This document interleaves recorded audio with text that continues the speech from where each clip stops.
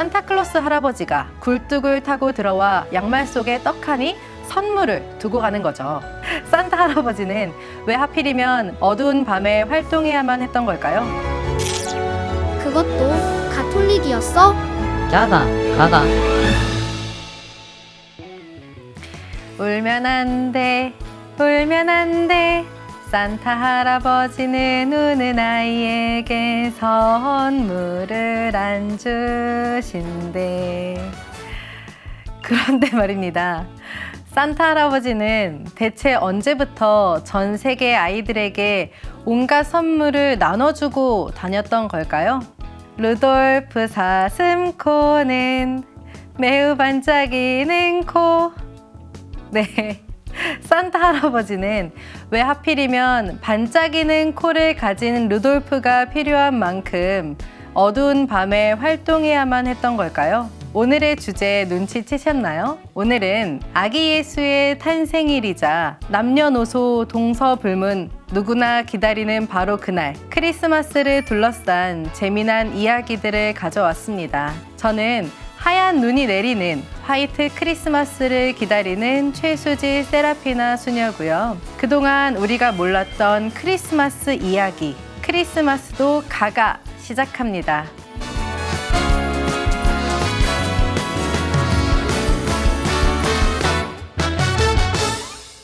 제가 화이트 크리스마스를 기다리는 것처럼요. 크리스마스 하면 떠오르는 대표적인 이미지는 겨울이죠. 산타 할아버지도 하얀 눈으로 가득한 북유럽 마을에 살고 있잖아요. 그런데 생각해 보세요. 아기 예수가 탄생한 지역이 어디죠? 베들레헴. 지금의 중동 지역입니다. 3명의 동방 박사가 아기 예수를 찾아 떠나는 모습을 상상하면 자연스레 사막과 낙타가 떠오르는 것처럼 아기 예수의 탄생은 겨울 풍경과 관련이 전혀 없죠.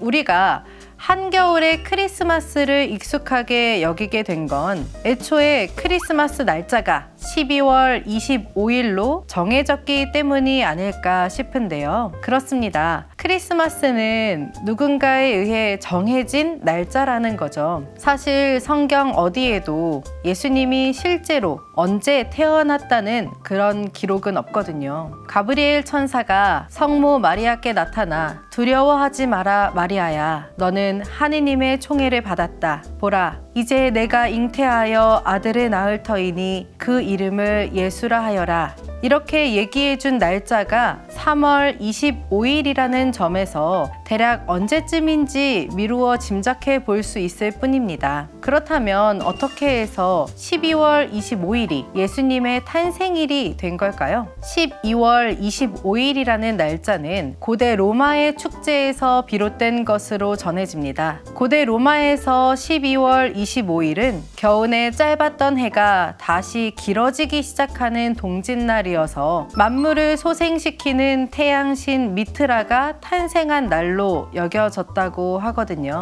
또 그 무렵에는 농경신인 사투르누스를 기리는 축제가 열리기도 했습니다. 그러다 313년 콘스탄티누스 황제가 그리스도교를 공인했고 336년 교황 율리우스 1세는 이미 사람들에게 각인된 축제의 날인 12월 25일을 예수의 탄생일로 딱 정해서 선포를 했던 거죠.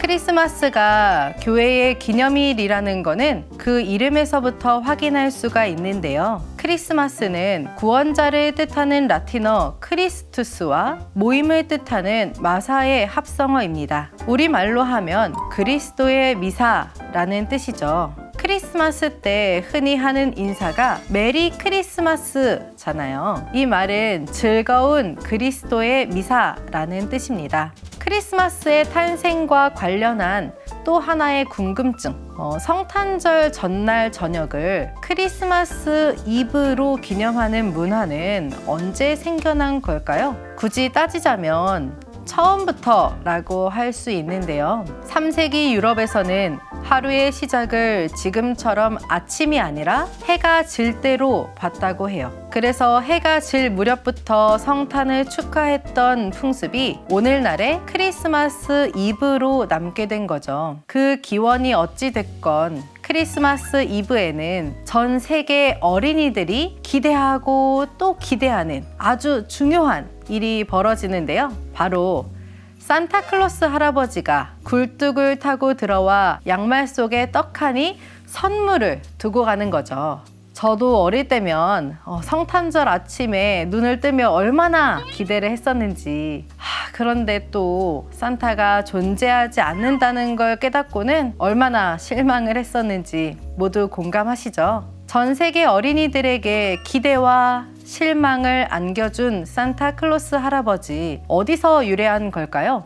3세기의 동로마, 지금의 터키 안탈리아 지방에는 다른 사람을 돕는 걸 천직으로 여기던 성직자 성 니콜라스 주교가 있었습니다. 그는 남몰래 수많은 선행을 베풀면서도 성경에 나오는 구절처럼 오른손이 하는 일을 왼손이 모르게 하는 데에도 최선을 다했다고 하는데요. 어느 날 니콜라스 주교는 이웃에 사는 가난한 집 세 딸의 이야기를 듣게 됩니다. 당시 그 지역에는 결혼할 때 가져갈 지참금이 없는 여자는 결혼하지 못할 뿐 아니라 윤락업소로 팔려가야 하는 문화가 있었다고 해요. 그런데 가난한 집에 딸이 셋이나 있었으니 그 아버지의 고민은 날로 커질 수밖에 없었겠죠. 이 소식을 듣게 된 니콜라스 주교는 이들을 남몰래 돕기 위해 모두가 잠든 한밤중 활동을 개시합니다. 첫째 날에는 첫째 딸에게 줄 황금을, 둘째 날엔 둘째 딸에게 줄 황금을, 셋째 날에는 셋째 딸 몫의 황금을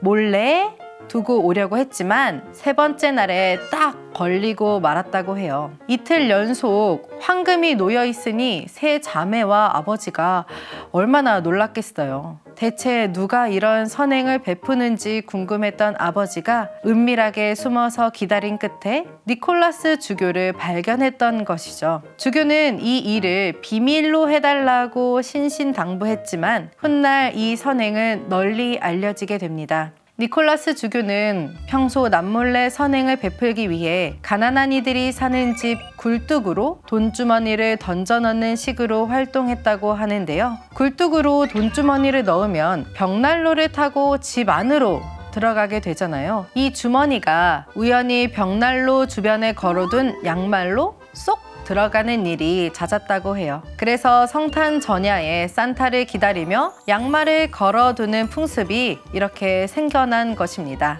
어쨌든 이 이야기가 전해 내려오면서 이후 유럽에서는 성 니콜라스의 축일인 12월 6일쯤 가난한 아이들에게 선물을 나눠주는 풍습이 생겼는데요. 이때 아이들이 선물을 누가 줬냐고 물으면 어른들은 성 니콜라스 혹은 라틴어로 사운트 니콜라우스가 준 거야 라고 대답했다고 합니다. 이 사운트 니콜라스가 네덜란드로 가면서 신터클라스로 바뀌게 되었고, 이게 또 영어 문화권의 크리스마스 행사와 결합되면서 지금 우리가 부르는 산타클로스가 되었다고 합니다. 또 산타클로스가 선물을 배달할 때마다 타고 다닌 루돌프의 이야기는 1939년 미국의 카피라이터 로버트 메이에 의해 만들어졌는데요. 백화점 광고에 쓰일 동화로 처음 만들어진 루돌프 이야기는 지금 우리가 잘 아는 이야기와 거의 비슷합니다. 루돌프는 특유의 빨간 코 때문에 다른 술록들에게 따돌림을 당했지만 어느 날 안개 낀 성탄절날 산타클로스에게 발탁됩니다. 안개 때문에 썰매를 끌 수 없게 되자 산타클로스가 너희들 중에 반짝이는 불빛을 가진 아이가 있지 않니? 라면서 루돌프를 찾은 거죠. 동화에 의하면 처음에 루돌프는 맨 앞에 서서 썰매를 끌어달라는 산타의 제안을 거절해버립니다. 오랫동안 따돌림을 당하면서 자신감이 많이 낮아져 있었던 게 이유였는데요. 산타는 루돌프에게 자신감을 북돋아주며 썰매를 이끌어달라고 다시 한번 부탁했고, 결국 루돌프는 당당하게 선두에 서서 썰매를 끌었죠. 안개가 낀 하늘을 환하게 비춰주는 루돌프의 모습을 본 술록 동료들은 루돌프를 영웅으로 칭송하며 동료로 받아들였다는 이야기. 이 이야기는 당시 큰 인기를 끌며 아주 큰 성공을 거뒀다고 하고요. 몇 년 뒤에는 루돌프의 사연을 담은 동요가 나오기도 했습니다. 그 노래가 아까 불렀던 루돌프 사슴코는 매우 반짝이는 코, 이 노래입니다. 이 노래 역시 당시 아주 크게 히트를 쳤다고 하고요. 한때는 빌보드 차트 1위에 오르기도 했다고 하네요. 그런데 여기서 의문점이 하나 생기지 않나요? 산타클로스의 유래가 된 성 니콜라스 주교는 터키 출신이었습니다. 지금까지 전해져 내려오는 초상화를 보면 그는 마른 체구에 검은 피부를 갖고 있었던 것으로 보이는데요. 우리가 아는 산타 할아버지 한번 떠올려 보세요. 푸근한 풍채에 수북하게 수염이 난 백인의 모습을 하고 있죠. 게다가 산타 할아버지는 루돌프가 끄는 썰매를 타야 할 정도로 하얀 눈이 쌓인 북극 지방에 살고 있잖아요. 수세기가 지나며 도대체 무슨 일이 있었길래 이런 변화가 나타난 걸까요? 그 내막을 찬찬히 살펴보면 먼저 산타클로스의 이미지가 이후 유럽의 게르만 문화와 결합된 것으로 보입니다. 특히 북유럽 신화 속에 나오는 오딘이라고 하는 신과 말이죠. 오딘은 북쪽에서 선물을 가져오는 아저씨라는 별명을 가지고 있었던 데다 덩치가 크고 덥수룩한 수염을 가지고 있었습니다. 이 오딘과 이미지가 섞이면서 지금의 산타클로스와 비슷한 모습으로 조금씩 바뀌게 된 거죠. 하지만 이때까지만 해도 산타는 검은색이나 초록색의 옷을 입고 있는 것으로 묘사되는데요. 빨간색 옷을 입은 산타의 이미지는 19세기 전후로 미국에서 완성된 것으로 보입니다. 1823년 성공의 신부이자 작가였던 클레멘트 무어는 크리스마스 이브에 술록이 이끄는 썰매를 탄 성 니콜라스가 굴뚝을 통해 집집마다 선물을 넣고 다니는 이야기를 담아 책을 출판하는데요. 이후 이 장면을 미국의 사파가 토마스 네스트가 그림으로 그립니다. 이 그림에 등장하는 산타클로스는 빨간색의, 그러니까 지금의 산타복을 입고 있었다고 해요. 1920년대에는 노먼 로겔이라는 일러스트 화가에 의해 뚱뚱한 체형, 넓은 이마, 주먹코, 하얀 수염을 가진 미국적이고 현대적인 모습의 산타클로스가 탄생합니다. 지금 여러분들이 산타클로스 하면 떠올릴 법한 모습이 바로 그때 완성된 거죠. 이후 산타클로스의 이미지는 각종 잡지에 단골로 등장하며 친숙한 캐릭터로 자리 잡게 되는데요. 그러다 1931년 미국의 음료회사 코카콜라가 산타클로스를 모델로 한 광고를 내놓으면서 그 인기는 그야말로 정점을 찍게 됩니다. 빨간색 산타복을 입고 하얗고 뽀글거리는 수염을 한 산타클로스가 콜라를 마시는 광고는 소위 대박이 났는데요. 이 광고를 계기로 산타클로스의 존재감은 전 세계적으로 폭발하게 됩니다. 자, 지금부터는 크리스마스 하면 빼놓을 수 없는 이것에 대한 비하인드 스토리도 풀어볼까요? 바로 크리스마스 트리.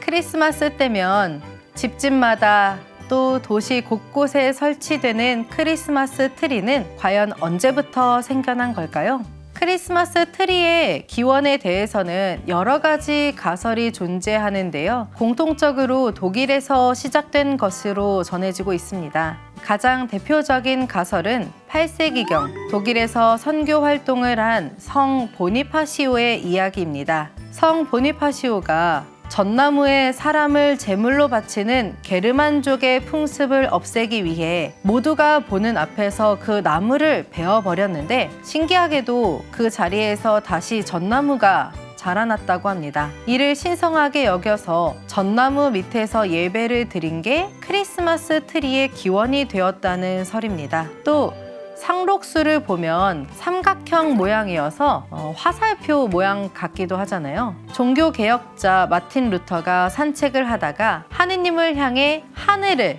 가리키는 나무의 모습에 감명을 받아서 이를 기리고자 나무의 양초와 여러 장식품을 단 게 크리스마스 트리의 기원이 되었다는 여러 가지 이야기가 있습니다. 이렇게 탄생한 크리스마스 트리 문화는 독일 왕족과 귀족들이 유럽 각국의 왕실과 정략 결혼을 하면서 유럽 곳곳은 물론 전 세계로 퍼지게 되는데요. 대표적으로 19세기 최고의 셀럽으로 꼽히는 대영 제국의 빅토리아 여왕도 독일 출신의 엘버트 공과 결혼하면서 이후 궁전에서 태어난 아이들과 함께 크리스마스 트리를 만들었고요. 그런 모습은 사파를 통해 여러 잡지에 실리게 되었습니다. 그때는 왕실에서 하는 건 무조건 유행이 되었던 시절이라 크리스마스 트리는 곧바로 세계적인 유행으로 떠올랐죠. 이후 미국에서 에디슨이 전구를 발명하면서 크리스마스 트리는 지금의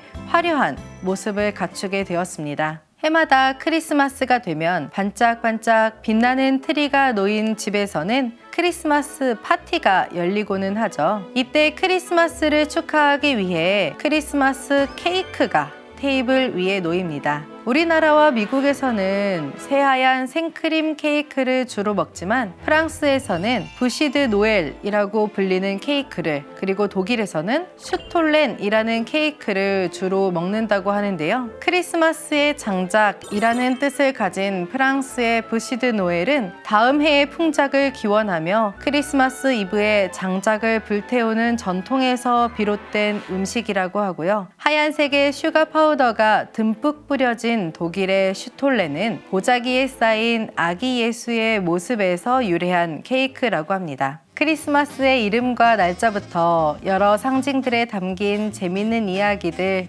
어떠셨나요?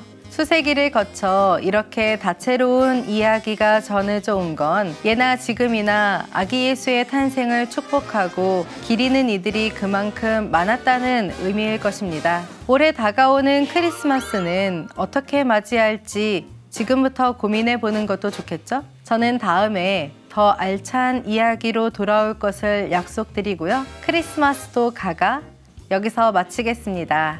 안녕.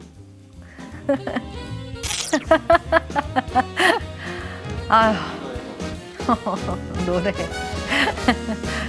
울면 안 돼 이야기들 어떠셨나요? 다시 할게요.